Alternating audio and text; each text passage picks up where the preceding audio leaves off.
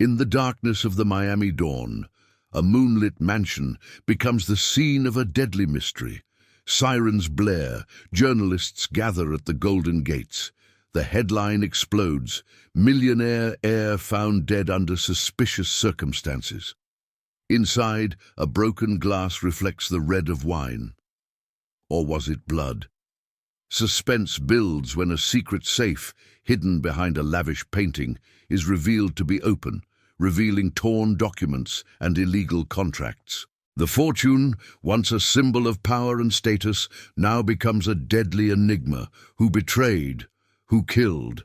The truth lies hidden within the walls of this golden house.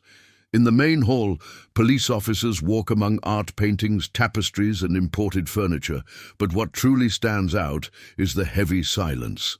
There are marks of struggle, scattered papers, and a clock stopped at the exact time of the crime, as if time had frozen at the moment of the final betrayal.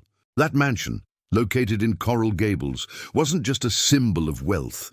It was the heart of an empire built on shady dealings. It was home to the Delacroix family, known for lavish parties and secrets as deep as their hidden coffers. From the outside, you could see fortune, but inside treachery reigned. Richard Delacroix, the patriarch, had a reputation for vision. His real estate investments made him one of the most powerful men in Miami. But his fortune didn't come solely from clean contracts. Confidential documents, kept secret, revealed scams and broken alliances. The empire grew, fueled by carefully buried secrets and lies. That night, before the crime, the mansion was packed with guests. Champagne flowed, classical music filled the hallways, and whispers filled with intrigue echoed through the rooms, a toast to the future, but also to greed. Few knew that this would be the family's last dinner together. A murder would change everything, and this is where you, the viewer, enter this story, because every detail hidden within this mansion reveals how greed can destroy families, how betrayals can turn deadly, and how the truth always finds a way to surface. Brace yourself. This isn't just a story of fortune, it's a lesson in power and ruin. Richard Delacroix liked to think of himself as a modern king, and his mansion was the gilded throne of his fortune. But beneath the crystal chandeliers, tensions grew. His children, Thomas and Evelyn, smiled in public, but fought over every inch of the inheritance like silent predators. The rivalry was long-standing, fueled by years of preferences and secrets. Evelyn, elegant and calculating, believed herself to be the natural heir. She managed part of the business and understood every clause of the contracts, every detail of the family coffers. For her, the empire should be run by someone who knew how to handle numbers and power, not by a brother who lost himself in gambling and late-night parties in Miami. Thomas, on the other hand, didn't just want money, he wanted freedom. His nights were filled with casinos, risky bets, and dangerous friendships with shady businessmen. For him, fortune was a passport to living without limits. But accumulated debts and hidden betrayals were already beginning to scratch the facade of the perfect heir. At the center of this game was Richard, a man torn between love and control. He knew of Thomas's mistakes, but he also suspected Evelyn's coldness. He kept documents in secret safes, wills altered over the years, like silent weapons against his own family. Each written clause was a reminder that trust was a luxury he couldn't afford. The mansion resembled an opera stage, where every gesture had a double meaning. Servants whispered in the hallways, witnessing betrayals hidden behind closed doors.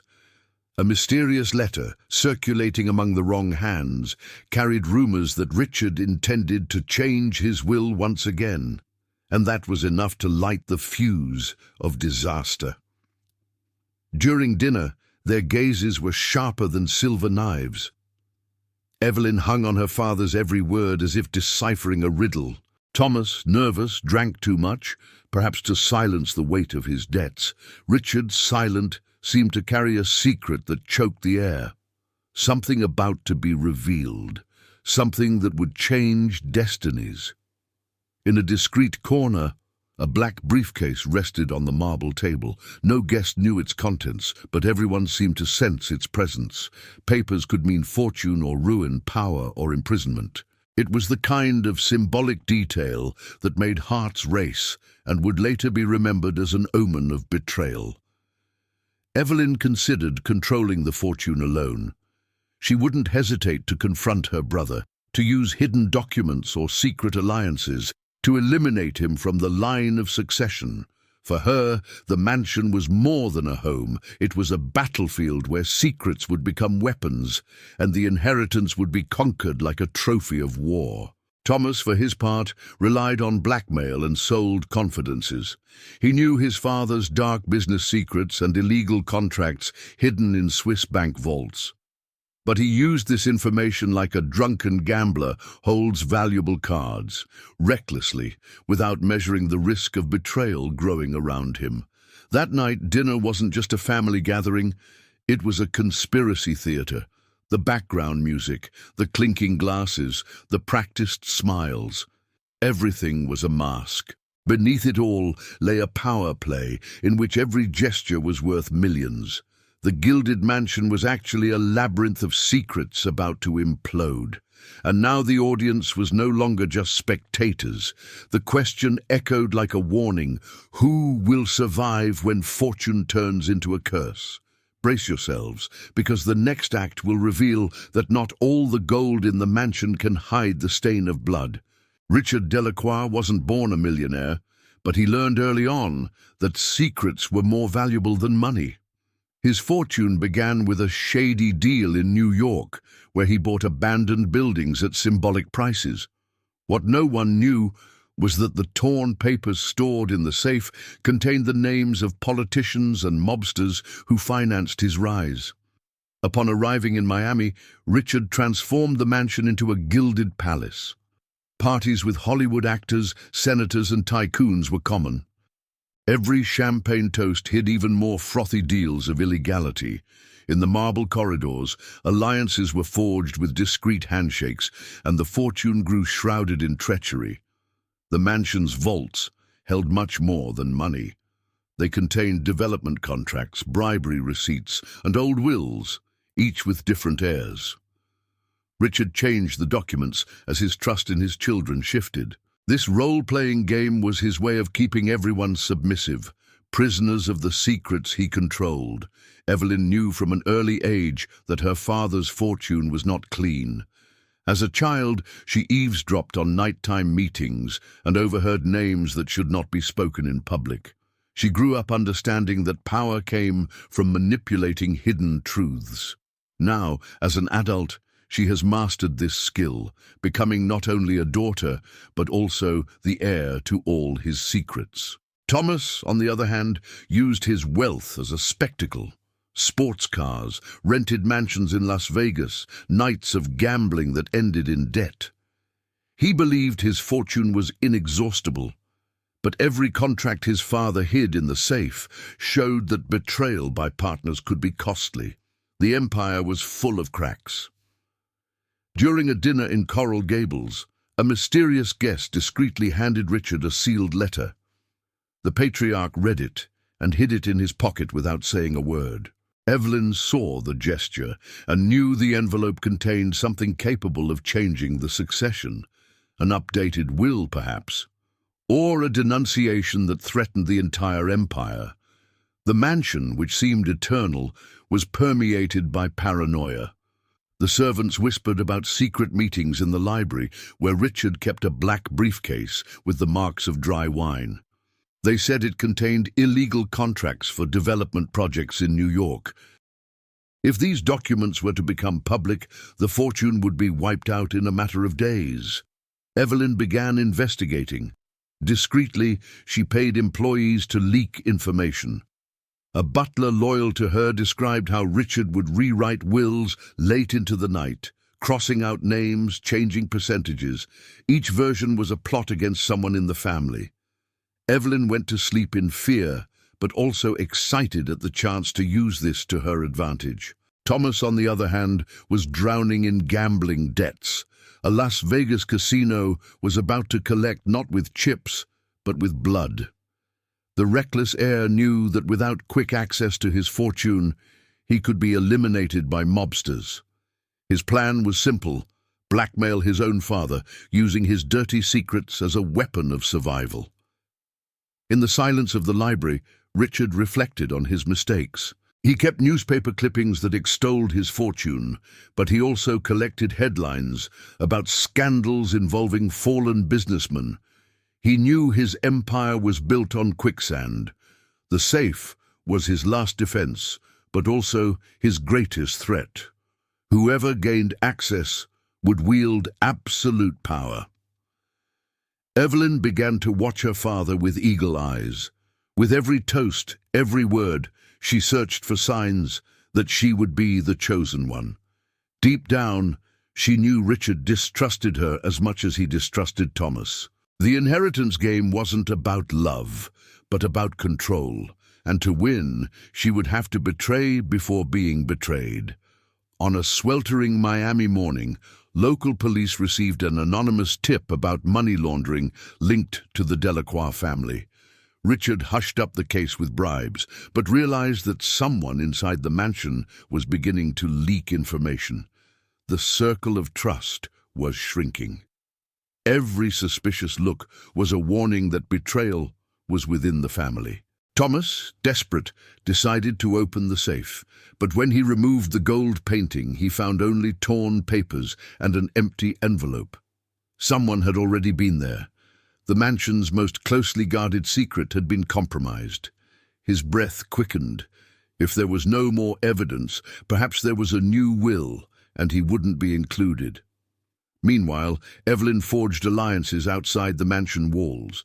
Lawyers, journalists, and local politicians received carefully leaked information from her. She knew that a well-crafted conspiracy could not only secure her inheritance, but also destroy her brother's reputation. With every phone call, she planted seeds of both downfall and rise. Richard noticed the movements and decided to act first. He organized a lavish party to announce changes in his empire. He invited businessmen, judges, and even rivals. Word spread quickly. The Delacroix would make a historic revelation that night, but no one imagined that the event would also be the scene of a fatal crime. The mansion's clock struck 9 o'clock when the guests arrived. Amidst the champagne flutes and glittering dresses, there was a sense that something hidden was about to be revealed. The black briefcase sat on the central table, like a play waiting for its final act. Every nervous glance indicated that the secret would be exposed. And so, the Delacroix family reached the point of no return. Fortune, betrayal, and secrets collided silently in the gilded corridors. The empire that seemed eternal was about to implode before everyone's eyes. Who would emerge alive from this night? Who would lose everything? The suspense could no longer be contained. That night, the mansion's party glittered under golden chandeliers, but the air was heavy. Everyone awaited the moment Richard Delacroix would speak. A prominent black briefcase rested on the central table. Guests exchanged nervous glances. It was clear something big was about to be revealed. The empire was about to be redefined. Richard raised his crystal glass, his gaze roaming the crowd. "My family and my business have weathered storms, but today is the day of a new era," he said. The words echoed like thunder. Evelyn smiled discreetly, expecting her name to be announced as his successor. Thomas, tense, held his breath. The game was about to begin. A lawyer appeared beside the patriarch, carrying an envelope sealed with red wax. "This is Mr. Delacroix's new will," he announced. Murmurs erupted among the guests. Silence quickly returned, but now every heart beat faster. At stake was not only fortune, but also secrets capable of destroying reputations. Evelyn leaned forward, ready to receive the heir's crown. But before the lawyer could open the document, Thomas stood up abruptly. "This is a farce," he shouted. His voice held desperation. "My father has no right to change everything like this, not without explanation." The guests held their breath. The confrontation was set. Richard stared at his son with cold eyes. Fortune isn't just inheritance, Thomas. It's responsibility. And responsibility requires discipline, not casino debts. The words cut like blades. Thomas trembled, feeling exposed before everyone. But he didn't back down. He had an ace up his sleeve, a secret capable of turning the tables. With a bitter smile, Thomas pulled copies of illegal contracts from his jacket. "Do you want to see where this fortune came from? Do you want to know the secrets of this mansion?" Shouts echoed, cell phone cameras raised. The room descended into chaos. Evelyn closed her eyes for a moment. The betrayal, now public, threatened to devour everyone. The lawyer tried to intervene, but it was too late. Thomas threw the papers into the air. The pages flew like dirty snow, revealing mafia deals and bribery clauses. Shocked guests photographed each fallen page. Richard turned pale. His secrets, carefully hidden for decades, were now scattered across the mansion's marble. Evelyn seized the opportunity. She approached the desk and discreetly picked up the black folder. Her eyes shone. She knew there was more than just contracts inside. The true will. The safe had been broken into, but now she held in her hands the document that could seal everyone's fate. It was time for the final blow. Meanwhile, Richard tried to control the situation. "These papers prove nothing," he shouted, but his voice no longer held the same strength. Reporters at the party were recording everything. The empire that had seemed untouchable was beginning to crumble before the cameras. The millionaire who controlled secrets was now their prisoner. The downfall was inevitable. Evelyn discreetly opened the folder. Inside, she found the updated will and a complete dossier on the family's illegal dealings. Her eyes widened. The document didn't favor her as she'd expected.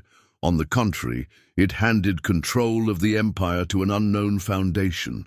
It was the deadliest betrayal Richard could commit. Evelyn's heart raced. Her father didn't trust any of his children. He planned to donate his entire fortune to a charity, erasing the family name from the line of succession. "He destroyed us," she muttered to herself. Anger turned to pure hatred. For the first time, she thought the only way out was to eliminate her own father. Thomas noticed his sister's gaze and knew something was wrong. "What's in there?" he asked aloud. Evelyn smiled but didn't answer. Her silence was more revealing than 1,000 words. His brother approached, trying to snatch the folder. The two grappled in front of everyone. The will fell to the floor, exposed. Guests bowed to read the opening lines. Murmurs filled the room. "All for a foundation? That's impossible," a shocked businessman exclaimed. "He's going to ruin us." The clamor grew louder, and Richard tried to shout to be heard, but the truth had already slipped from his grasp. The conspiracy had spiraled out of control.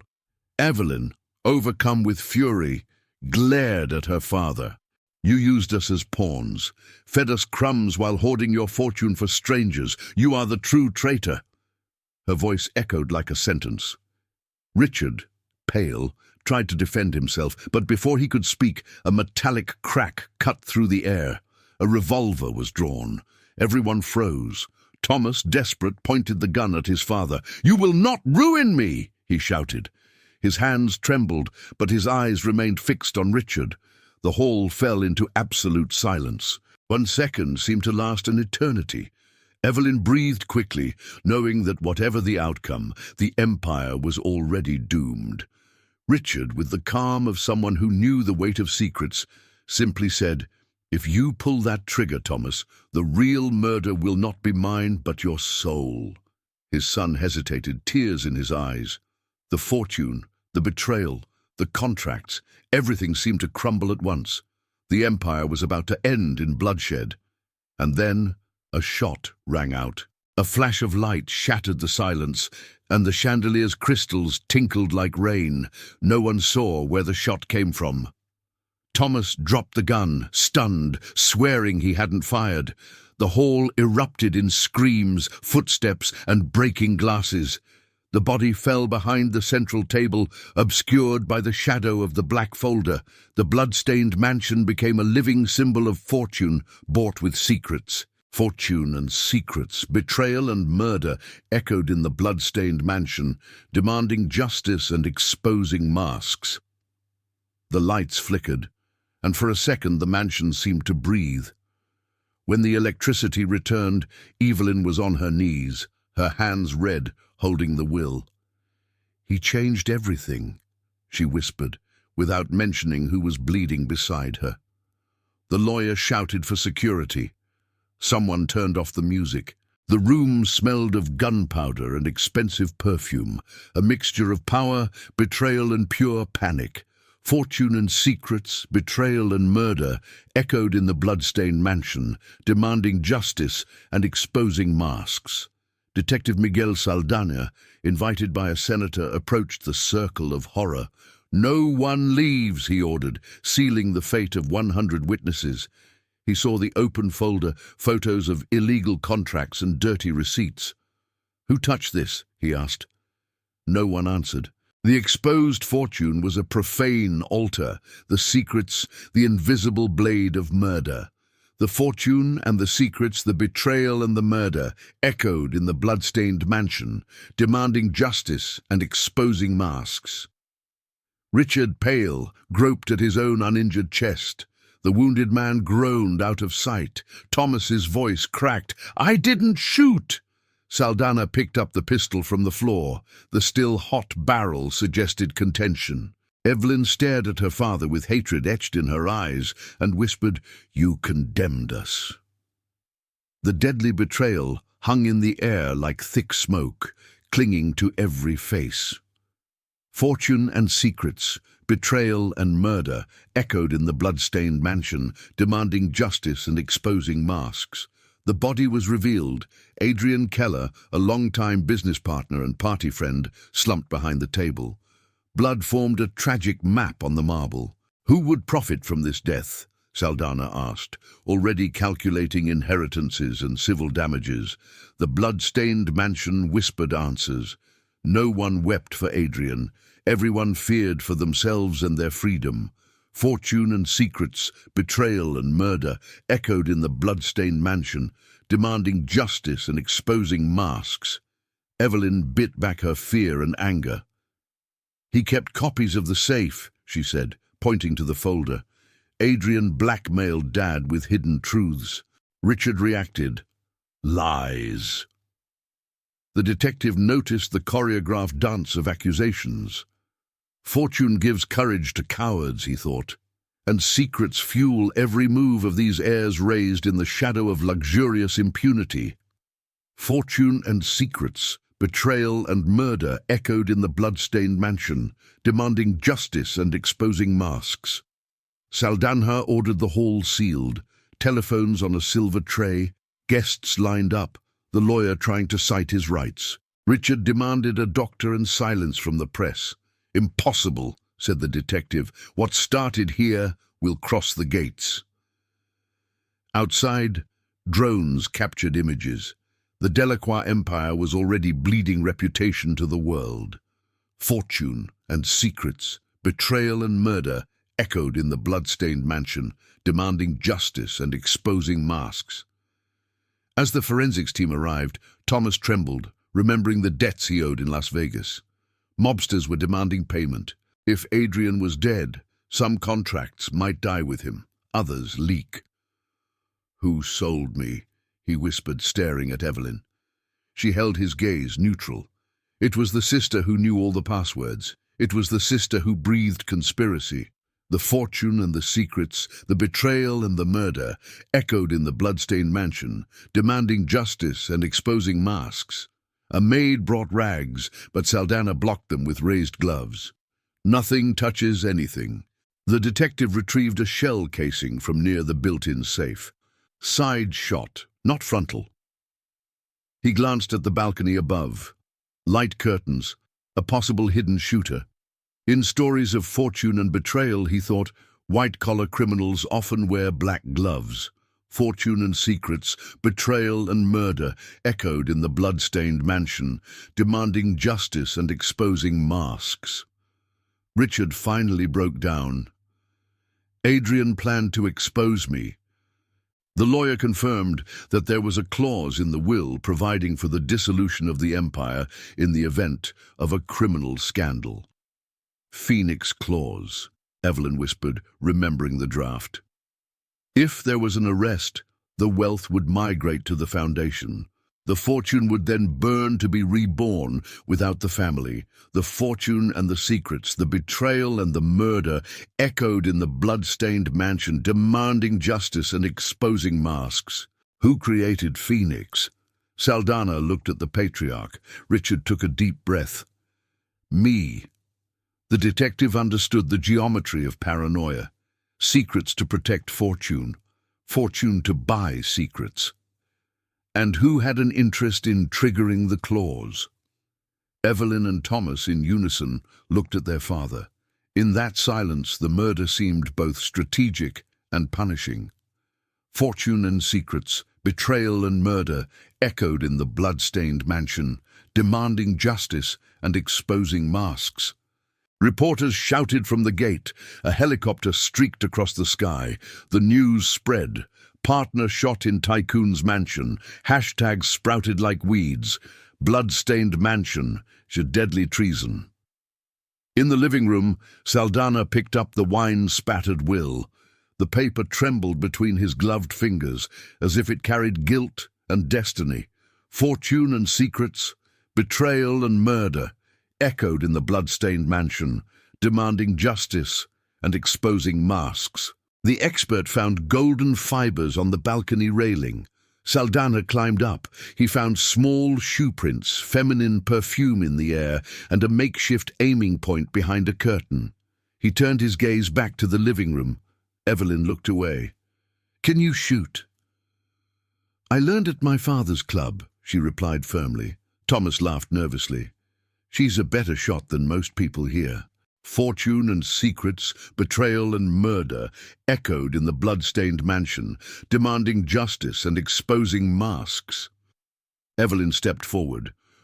"What interests me is what's in the safes, not the trigger." She revealed a magnetic card. "The library has a compartment your expert didn't open." Saldana arched an eyebrow. "Show me." Richard protested, but relented. The entourage passed through Baroque corridors. The paintings seemed like ancient witnesses to the same sin. Fortune and secrets, betrayal and murder echoed in the blood-stained mansion, demanding justice and exposing masks. The door revealed itself behind a row of Dostoevskys. The panel accepted the card and opened with a hydraulic sigh.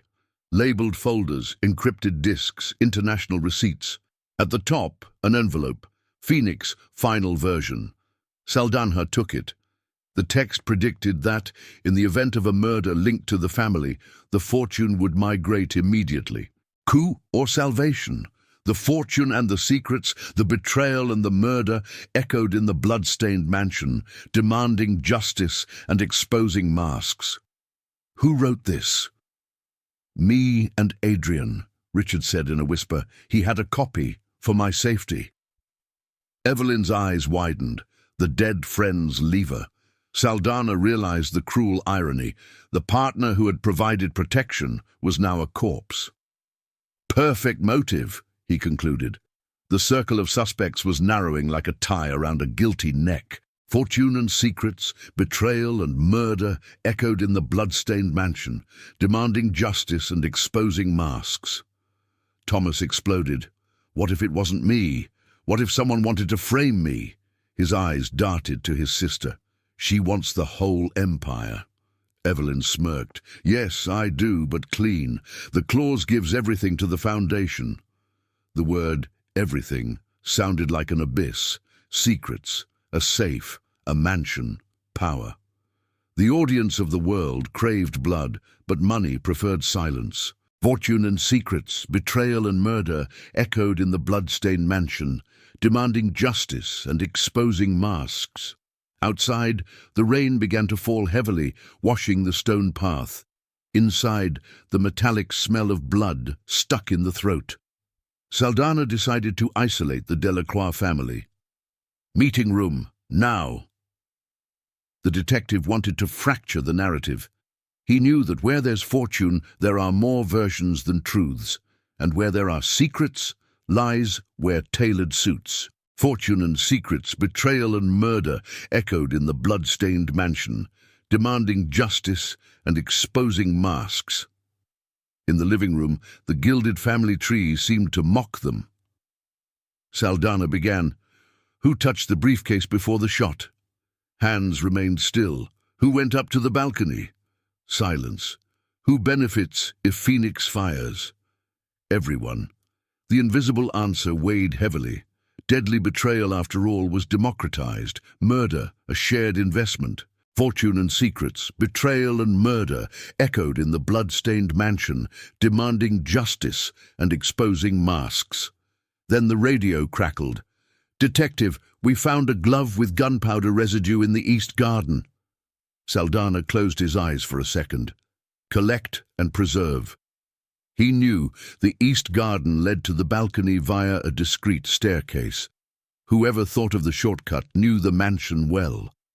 And anyone who knows a blood-stained mansion well knows where the wind erases the trail. Fortune and secrets, betrayal and murder echoed in the blood-stained mansion, demanding justice and exposing masks.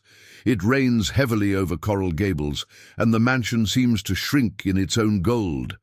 Saldana traces the path of the steps to the balcony, while Richard negotiates silence with weary eyes.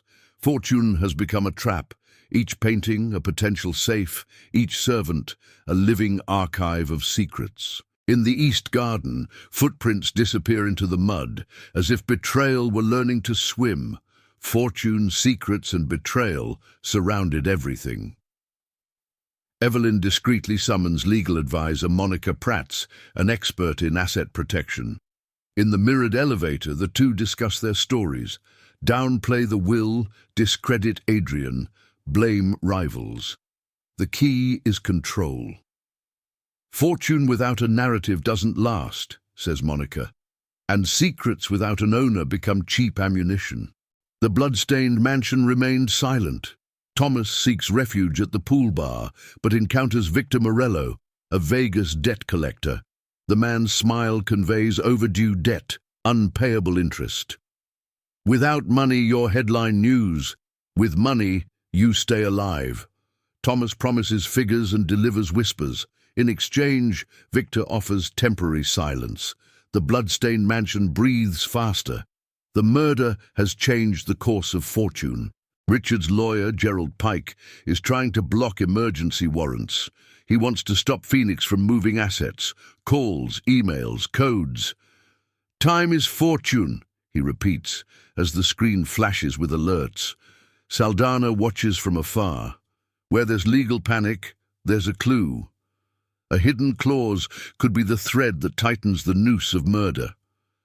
Old secrets beg to be whispered. Luce, the waitress, finds an earring among the stones in the East Garden. Light gold, minimalist design. She hands it to Saldana with trembling hands. He registers female clue, compatible with small steps. Evelyn feigns indifference and crosses her arms. Guest jewelry. The detective smirks. Secrets always try to appear coincidental. The deadly betrayal corroded every alliance. In the security room, recordings show shadows crossing the balcony minutes before the shot. A reflection of gold fabric, a male figure behind. The image freezes on the explosion. Saldana requests noise analysis, wind, music, a metallic click. 2 triggers, he asks. Conspiracy with redundancy. Deadly betrayal doesn't trust luck. Fortune shone, but burned inside. Local newspapers are already labeling the case. Marble Empire, Crystal Blood. The media fuels the public scandal with drones and live streams. Hashtags become knives, disse poor fortune, disse secrets, in the vault. Monica tries to contain the damage by contacting allied influencers. Narrative, Evelyn. Win the feed and save the inheritance. The algorithm likes clear culprits. The truth lurks like a blade in the vault. Richard gathers old associates in the library, retired senators, discreet contractors, a Swiss banker. Close the floodgates, he orders. The banker suggests nighttime transfers, but Phoenix will block them. Every whisper betrays decades of backdoor dealings. Fortune is the fuel, secrets the spark. A burning ember falls to the carpet. The blood-stained mansion remains silent. Thomas receives an anonymous message. Go to Garage C, Bay 12. He goes downstairs, his heart pounding like a penny dropping. He finds a flash drive inside a disposable glove.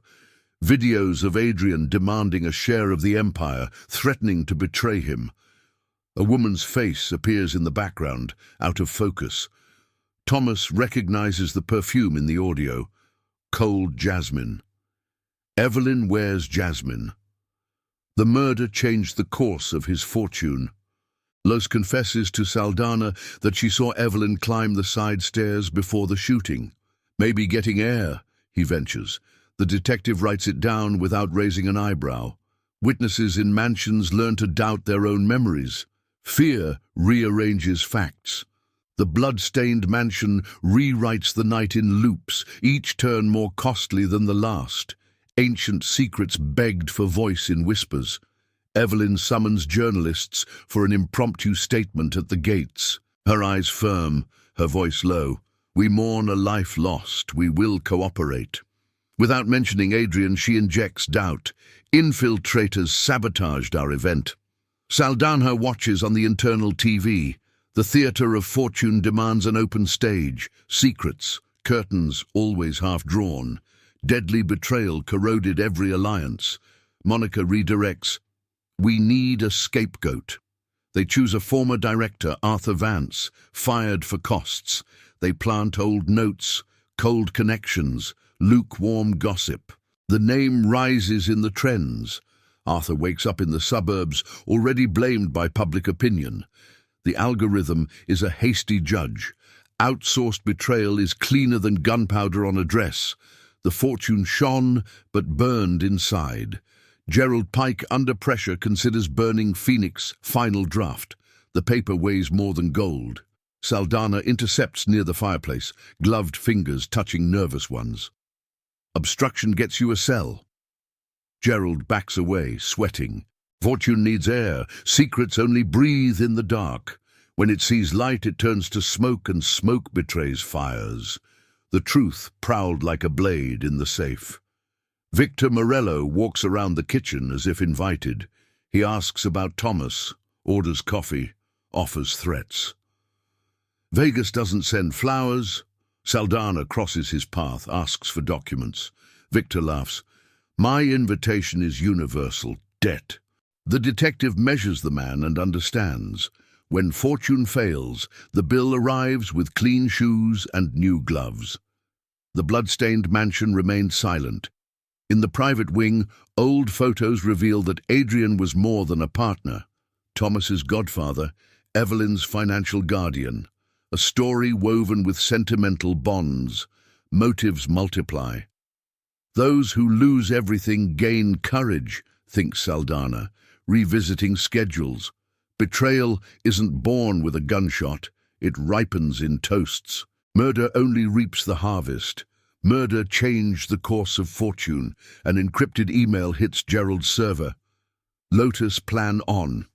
The attachment describes an escape to Nassau, the transfer of artwork, and a flash sale of shares. Saldana clones the file. Someone planned the storm before the rain. A conspiracy grows. Allies, roots, ciphers. The mansion becomes a control tower for chaos. Ancient secrets demand a voice in whispers. The ballistics expert finds microfibers from the curtain on the bullet, evidence of concealed fire.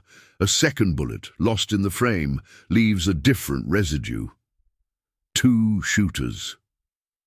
Saldana ponders the bitter hypothesis, a redundancy of death. Those who wanted Adrian dead didn't trust chance. A high fortune requires double insurance. Expensive secrets require two hooks. A deadly betrayal corroded every alliance. Richard tries to seduce Saldanha with a selective confession. Adrian cheated on me with prosecutors. The detective responds with clinical silence. And you bought them? The patriarch swallows hard. The mansion, once a temple, is now an ordeal. Every marble floor echoes with guilt. They gained empires. They lost the right to sleep without bars. Their fortune shone, but burned inside. Evelyn finds Thomas in the garage and tries to make a blood pact. I'll clean up Vegas. You help me take down Phoenix. He accepts, but records everything on his cell phone. A partnership made of glass, razor-sharp smiles. The flash drive he received is now a bargaining chip. Fortune on the tightrope turns brothers into poison brokers. Secrets become commodities. The truth lurked like a blade in the safe. At the gate, protesters appear at dawn. Justice for Adrian. Enough of golden impunity. The media choose fake tears and real fantasies. Influencers take drone tours. The blood-stained mansion becomes a paid attraction. Monica buys bots, pushes savior narratives. The public wants morality. Money sells polished versions. The blood-stained mansion remained silent. Gerald pressures the court to hold an extraordinary session. He wants to freeze Phoenix under humanitarian grounds. A court aide, an old acquaintance, answers late at night. Saldanha intercepts messages and notices the seam. They want time. Time, he thinks, is the liquid form of fortune, and secrets evaporate first under the sun of the law. The murder changed the course of fortune. Luz, the waitress, receives an anonymous offer, 100,000 for a correct statement. She refuses and seeks out Saldanha, weeping with fear and dignity. The detective guarantees protection. The house buys everything except those who remember to look you in the eye. At that moment, he decides to shield Luz. An honest secret is worth more than a safe full of versions. Old secrets begged for a voice in whispers. The lab returns. The earring has micro-scratches consistent with the balcony railing, partial DNA, jasmine scent. Evelyn smiles when she hears, toothless. Jasmine is classic, Monica blinks. Classic, but common. The defense collects alternatives like rosary beads. Meanwhile, the truth trips over its own sandals. The deadly betrayal corrodes every alliance. Victor intercepts Thomas with 2 men. Deadline's up.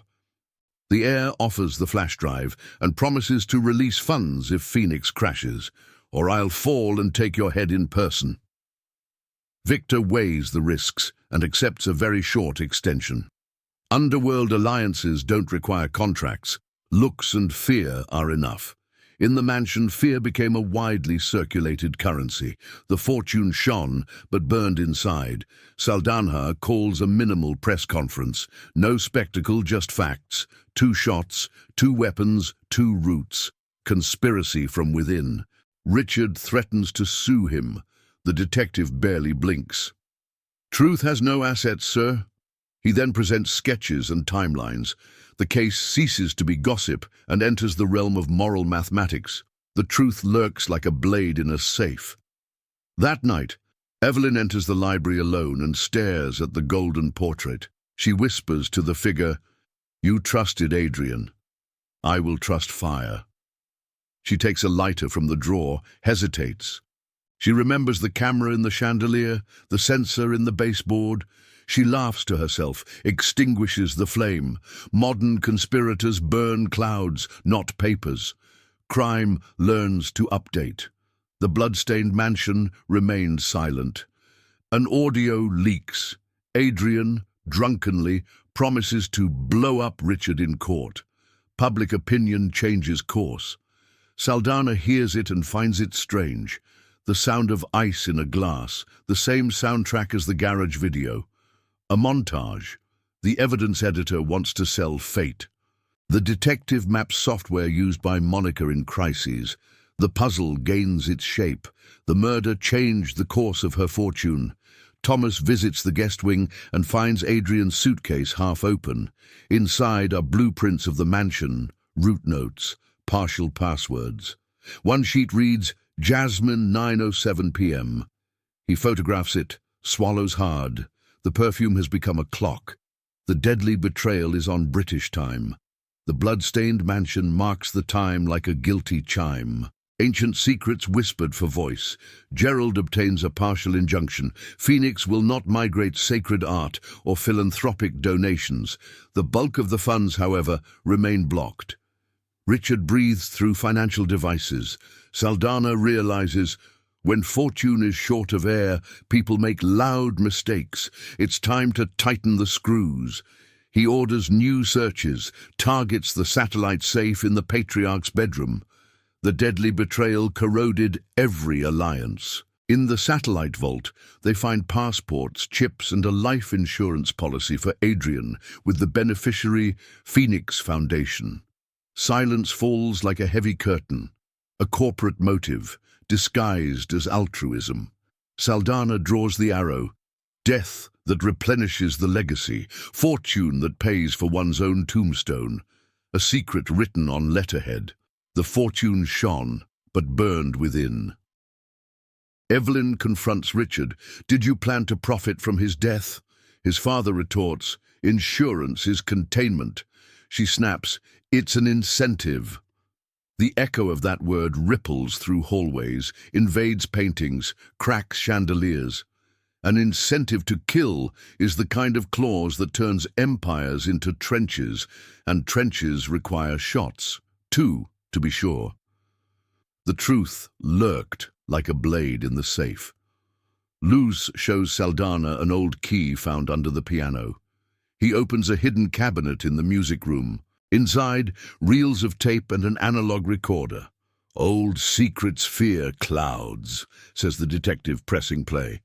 Young voices, laughter, confessions of favors. The genealogy of betrayal gains a trail. The past demands public acknowledgement. The blood-stained mansion remained silent. Digital forensics confirms the garage video was stitched together from 3 nights. Monica pleads for crisis, but the mirror returns technical blame. At the meeting, Evelyn cools her with an icy look. Pay with your image, I'll pay with money. In mansions like these, reputations serve as ballast. If they sink, they drag the heir's ships with them. The murder changed the course of the fortune. Saldana arrests Victor for coercion and seeks information about Vegas. The collector laughs but gives a name. Arthur Vance, bet your family to my boss. The scapegoat returns to the board, now smelling of truth. The detective rearranges the pieces. Arthur, Adrian, Phoenix, Jasmine, balcony, 2 shots. The diagram pulses like a guilty heart. Ancient secrets beg to be uttered in whispers. It rains less at dawn, and the facade looks new under clear water. But the interior remains old, steeped in guilt. Saldana walks to the gate and faces the press. Next step, climax. The phrase becomes a trend. Inside, Richard orders a small dinner. Himself, his children, the detective. A short table, dim lighting, truths without a wardrobe. The deadly betrayal corroded every alliance. On the table, 3 glasses, a briefcase, and a tape recorder. Saldana positions the Phoenix final version in the center. Today, one lies out of habit and another out of fear. Richard offers agreement, Evelyn offers steel, Thomas offers chaos. The blood-stained mansion holds its breath. Outside, the sea beats in rhythm. Inside, time is running its course. Fortune shone, but burned within. Richard raised his glass, trying to control the silent dinner. The small table exposed cracks bigger than broken safes. Fortune demands sacrifice, he said, like an old mantra. Evelyn countered, sacrifice from whom, father? From the children. Thomas drank, laughing nervously. The recorder captured everything. The climax was no longer avoidable. It was an inevitable ritual. Fortune, secrets, betrayal. Saldana watched, arms crossed. The detective knew that great empires fall at dinner tables. "Let's talk about Adrian," he said. The name hovered like a ghost. Evelyn froze. Thomas spilled his wine. Richard kept his steely mask on, but his eyes betrayed fear. "Adrian wanted Phoenix," he murmured. A heavy silence. Murder, deadly betrayal, a mansion stained with blood. Thomas pounded on the table. "He wanted it, but you signed it." The echo cracked the chandelier above. Evelyn breathed deeply, her hands steady. "He didn't die alone," she said, almost whispering. Everyone stared at her. "2 shots," Saldana added, showing a ballistics photo. The entire family seemed to shrink. 2 shots, 2 secrets, 2 betrayals. Fortune trembled on the gilded walls. Evelyn stared at Thomas. "Who came up with me?" Her brother paled. "You called me to the balcony, remember? You said you needed air." She smiled icily. "Exactly." Saldana realized, overlapping alibis, identical and contradictory. 2 brothers, 2 possible culprits. Richard closed his eyes wearily. The blood-stained mansion was now a courtroom without judges, only defendants. Thunder split the sky. Evelyn opened the folder in front of them.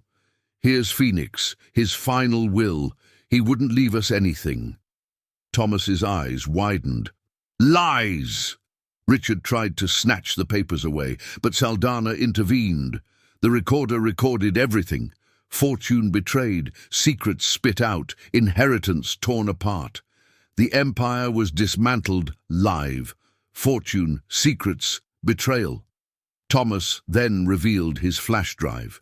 "I have proof that Evelyn conspired with Adrian." The room's large screen projected blurry images, bar meetings, knowing glances. Evelyn laughed coldly. Cheap setup. But the audience was already judging. Richard was panting. Every second was burning away decades of empire. Fortune was turning into gunpowder. Secrets were demanding detonation. Saldana turned off the projector. They both had motives. They both had a chance. But a third step has tarnished this night. From his pocket he pulled the jasmine earring. "Found on the porch, scratched on the railing." Evelyn froze. Thomas pointed. "I told you so." But Saldana didn't finish. There were also suit fibers. Black, Swiss cut. Richard took a deep breath. "My suit?" the patriarch asked, his voice breaking. The detective nodded. "You went up, too." Evelyn's eyes widened. "Did he pull the trigger himself?" Thomas laughed desperately. Richard stood up. "Adrian wanted to destroy me. I just made sure that if he fell, he wouldn't fall alone." The silence turned into an abyss. Murder, deadly betrayal, a mansion stained with blood. The detective pressed. 2 shots, 2 guns. Who fired first?" Richard didn't answer. Evelyn stepped forward. "He always used third parties to kill, always." Saldana stared at her. "Do you have proof?" She took a deep breath, slid open another card, a recording of Adrian and Richard arguing. "If you betray me, it's your end," Richard said. His voice was clear, fortune turning into a recorded sentence. Thomas applauded slowly. "Congratulations, sister. Documented betrayal." Evelyn replied, "I didn't pull the trigger." Saldana interrupted. "Maybe everyone did. That's what interests me." The detective closed the folder, put away the flash drive, and looked at each of them. "You turned your fortune into a battlefield. Blood only sealed the contract that already existed." Secrets cried out for light. Richard fell to his knees, breathing heavily. "I created everything to protect them, and they made me a prisoner." Evelyn didn't move. Thomas wept. The detective understood. The ruin wasn't just financial, it was psychological. The Golden Empire was now a gilded prison. Empty fortune, open secrets, eternal betrayal. The climax burned like fire in a closed vault. Suddenly, glass shattered. Gas filled the room. Masked men appeared, collecting folders, computers, and evidence. Evelyn screamed. Thomas fell. Saldanha drew his gun but was subdued. Richard sat, resigned. They came for what was always theirs. Unseen fortune, stolen secrets, a conspiracy beyond the family. The climax revealed a new enemy. The masked men disappeared as quickly as they had entered. All that remained were broken windows, wind, and silence. Saldanha coughed. Evelyn trembled. Thomas fainted. Richard murmured, "Now, do you understand? The empire was never ours. We were pawns." The detective held up the recorder, still active. The world would hear. The truth at last had an owner, not the family, but the public downfall. Evelyn picked up the torn will from the floor, her hands still shaking. "If we have nothing, let everyone know." She tore the paper before them. The dry sound cut through the air. Thomas screamed, "You've doomed us!" Richard closed his eyes. Fortune destroyed, secrets exposed, betrayal complete. The recorder captured every sigh. Saldanha held her hand. Tearing it up doesn't change the law. It only accelerates the collapse. Evelyn laughed bitterly. Then let the collapse come. For the first time he seemed free of the inheritance. The detective watched her, an heiress without a fortune, but burdened with secrets. The blood on the marble marked the turning point. Nothing would ever be the same again. Thomas staggered to his feet, lifting the flash drive. "If everyone's going to fall, I'm selling this."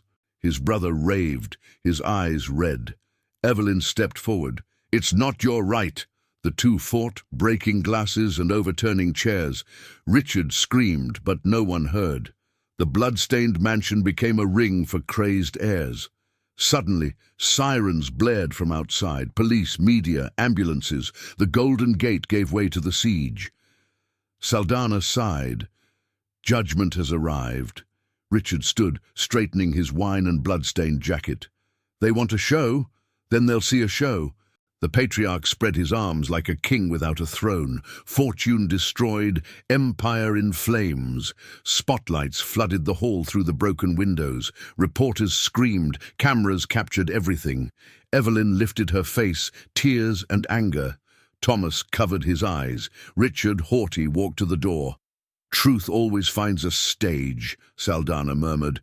And that night, the stage was the blood-stained mansion.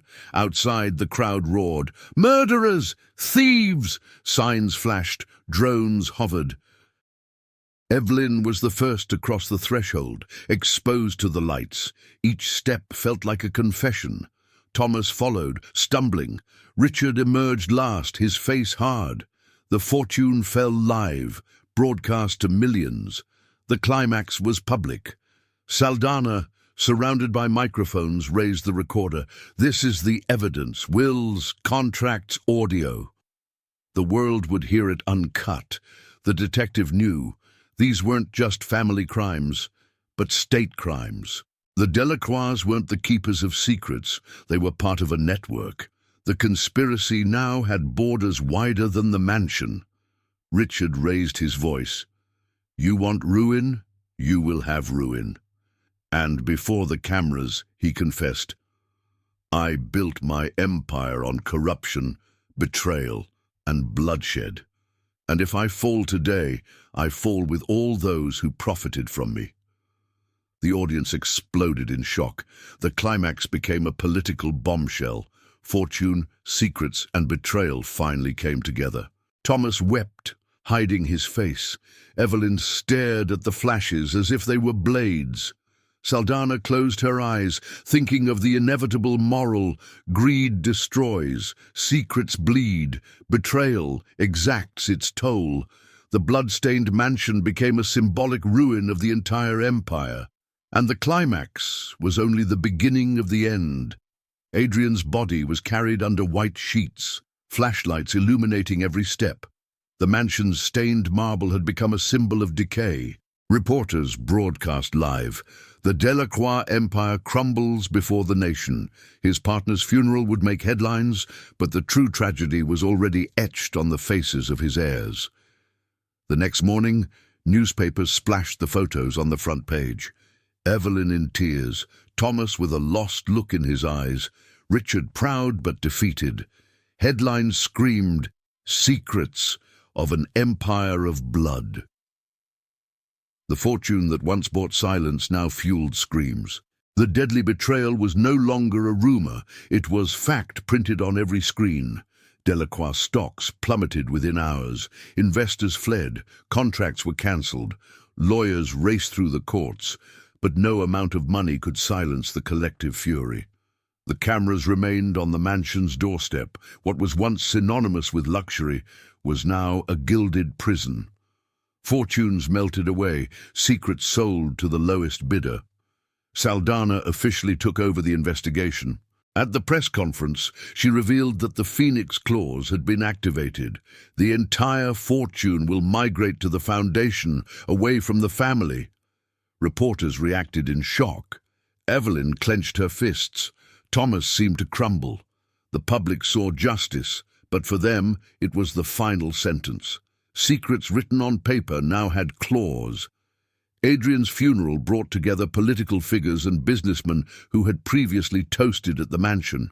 Everyone now preached distance from the Delacroix family. Evelyn heard whispers behind black veils. They have fallen. Betrayal has taken its toll. The coffin was lowered as cameras captured tears of convenience. Fortune buried along with reputation. On TV, debate shows aired excerpts from the recorded dinner. Experts pointed out contradictions in Evelyn and Thomas's statements. "Both involved," said one analyst. "The manipulative patriarch created monsters." Each word sank the family deeper. The blood-stained mansion was now a national case, studied as a tragedy of greed. Richard was taken into closed interrogation. "Did you build your fortune through corruption?" "Not alone," he replied enigmatically. The phrase went viral. Who were the accomplices? What secrets still lay in hidden vaults? The conspiracy seemed bigger than the mansion. Richard's every silence fueled theories, and the media chewed over every suspicion. Evelyn tried to save face. She hired social media consultants, but the comments were like acid rain. Murderer, blood heiress. The hashtag Chuck Evelyn Treyu exploded. She now understood that digital wealth is out of control. The world knew her secrets. Public betrayal was a harsher sentence than any prison sentence. Thomas, on the other hand, went on the run. Surrounded by debt, he sought hiding places in cheap hotels. Paparazzi followed him like vultures. Videos showed him staggering into bars, screaming, "It wasn't me!" No one believed him. Fortune spent, secrets revealed, betrayal consummated. His ruin was a free spectacle for millions. The Phoenix Foundation, officially announced, received billions in transfers. Organizations celebrated, but everyone knew it was dirty money laundered through philanthropy. The public cheered, justice served. But Saldanha saw it differently. The fortune changed hands, but the secrets continued to breathe. And when secrets breathe, the poison resurfaces. The mansion was surrounded by fences, branded a crime scene. Tourists flocked to take photos. "An empire has fallen here," they said. Luxury turned to ruin attracted more visitors than any party. The gold on the walls no longer gleamed, it reflected shame. The Delacroix house had become a living museum of greed. At the funeral, Saldanha watched Evelyn. "You still know more than you said." She didn't deny it. "Secrets don't die in wills," she replied. The detective understood. The conspiracy wasn't over. It had simply changed stages. Fortune lost, but power retained. The climax wasn't the end, but a harbinger of new games. Richard, alone in his makeshift cell, wrote letters. "My downfall is theirs too." Guards laughed, saying that even in prison he wanted to manipulate. But his words were poisonous.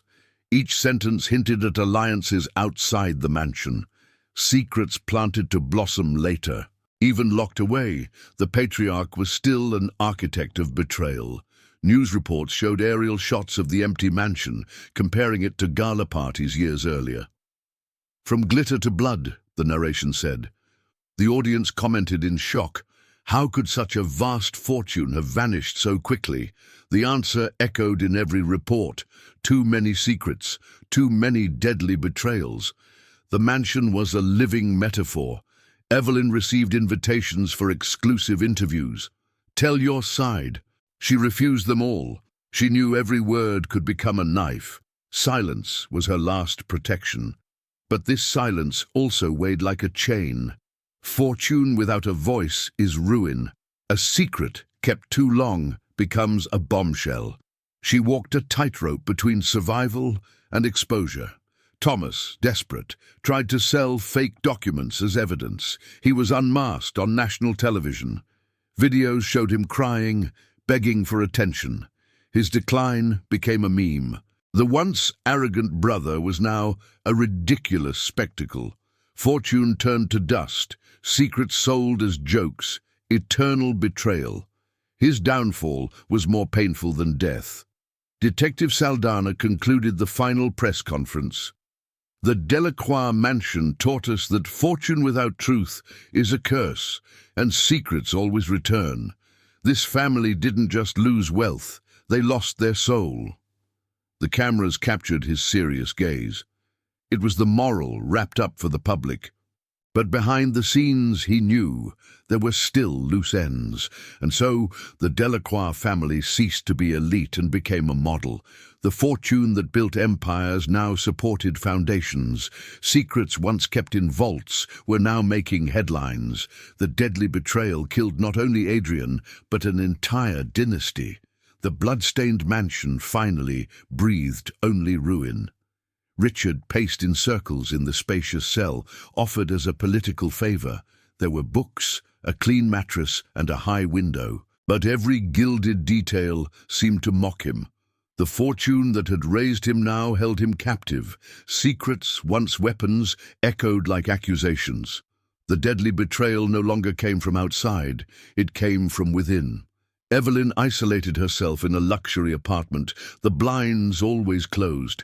She lived surrounded by lawyers and security guards, but alone. The silence was a prison crueler than any bars. Every notification on her phone reminded her of her name tied in blood. Fortune without trust is just a burden. Kept secrets were invisible chains. Thomas lost all his friends. No one answered his calls. In his cheap hotel room with torn curtains, he drank from plastic cups. He saw figures in the mirror, shadows that laughed at him. Paranoia consumed the air. The gold he once flaunted turned to dust with shame. Fortune squandered, betrayal reflected. Emptiness was his new cell. Richard wrote endless letters. Wasting time was his only power. "You owe me obedience," he repeated, but never sent them. The pages accumulated like useless wills. Guards whispered, "He still thinks he's in charge." But the patriarch knew. Poorly buried secrets always come back. Perhaps this was his last invisible weapon. Evelyn stared out the bulletproof glass window, staring at illuminated Miami. She remembered the parties at the mansion, the fake laughter. Now, only echoes remained. The fortune had migrated to other names. The secrets condemned her. She felt alive, but without purpose. Her gilded prison was made of memories, not bars. Loneliness was poison. Thomas, delirious, spoke to imaginary journalists. "I never pulled the trigger," he shouted at dirty walls. Every dawn he heard footsteps in the hallway that didn't exist. The debts in Vegas still haunted him, even with no collectors in sight. A prison without handcuffs, but with mental shackles. Fortune doesn't buy peace. Betrayal eats away at you from within. Richard still received visits from old politicians. They promised help in exchange for silence. "If you fall, don't take us with you." He laughed. "You're already falling." His gilded cell was also a stage for conspiracy. Even imprisoned, he cultivated paranoia like a garden. Secrets, fortune, and betrayal were poisonous flowers that would never wither. The empire still breathed. Evelyn dreamed of Adrian. She saw him smiling in the mansion's hallways, holding the stained glass. She woke in a panic, her heart racing. The past haunted her like a ghost, stolen fortune, bloody secrets, betrayal embodied in nightmares. Her gilded apartment was more suffocating than any prison. There were no mirrors without stains. Thomas tried to redeem himself by recording apology videos. He posted them online, but only received hate. Murderer, traitor, clown. Each comment was a prison cell. He wept silently, wondering if living without fortune and trust was worth anything. His gilded prison had no bars. It had an audience, an eternal digital memory. Richard, staring at the ceiling of his cell, whispered, "They're not finished with me yet." He knew outside forces were at work. Perhaps they were trying to kill him, perhaps to free him. But what haunted him most were his children. Evelyn and Thomas were reflections of himself, weapons created by his own hand. His gilded prison was, deep down, his own creation, and so each heir served an invisible sentence. They needed no judges, no handcuffs. The lost fortune was punishment, the secrets were chains, the betrayal was a cell. The blood-stained mansion lived within them, transformed into paranoia. The gilded prison wasn't a place, it was destiny. In that silent dawn, cameras still illuminated the mansion's golden gates. The same scene from the beginning, now empty, reflected the ruin. Where once the laughter of parties echoed, only the sound of crows remained. Fortune lost, secrets exposed, deadly betrayal consummated. The cycle closed like an inevitable trap. Inside, the hall remained untouched, except for the stain on the marble. Journalists remarked, "An empire has fallen here." The clock, stopped at the time of the shot, still glowed. The same detail seen at the opening was now an eternal memory. Frozen time showed that fortune cannot resist when secrets implode and greed rules. Richard, in his cell, relived that scene. The broken cup, the black briefcase, the fallen body. The detective was right. The truth always finds its way. He smiled bitterly. His life had become a public lesson. The man who built a golden empire was now merely a prisoner of his own conspiracy. The loop was complete. Evelyn, staring at the Miami skyline, murmured, "It all began that night and never ended." The blood-stained mansion had become a metaphor for her soul. Fortune was a curse, secrets were chains, betrayal was a sentence. The beginning and the end touched, like broken mirrors, reflecting the same tragedy. The audience finally got the moral. Greed destroys, secrets always come to light, and fortune, when built on betrayal, turns to ruin. The story closed with the same initial image. The moonlit mansion now deserted, the stage of luxury transformed into a memorial to eternal downfall. The story of the Delacroix mansion isn't just about luxury, blood, and scandal. It's about how a fortune can become a curse when built on secrets and betrayal. The glitter of gold doesn't erase the stains of guilt. Power doesn't buy peace. In the end, the empire collapsed because greed overcame truth. Adrian's murder was just the trigger. The real death happened much earlier, when Richard taught his children that wealth was worth more than loyalty. Every dirty contract, every hidden safe, every hidden lie was more fatal than the gunshot. And the result was inevitable. A deadly betrayal, a mansion stained with blood. The fall of the Delacroix family reminds us that secrets always come to light. They may be hidden in safes or stored in black briefcases, but one day they escape. And when they do, they destroy entire empires. Fortune without truth is a gilded prison. Wealth without morals is ruin foretold. The end was written from the beginning, and you who followed this story to the end know that every detail matters. Those who appear strong may be the most fragile. Those who keep secrets carry their own fate. The Delacroix case is a metaphor for all who believe that money can buy everything. In the end, it only buys its own downfall. If this story touched you, just imagine how many other empires have fallen while hiding fatal secrets.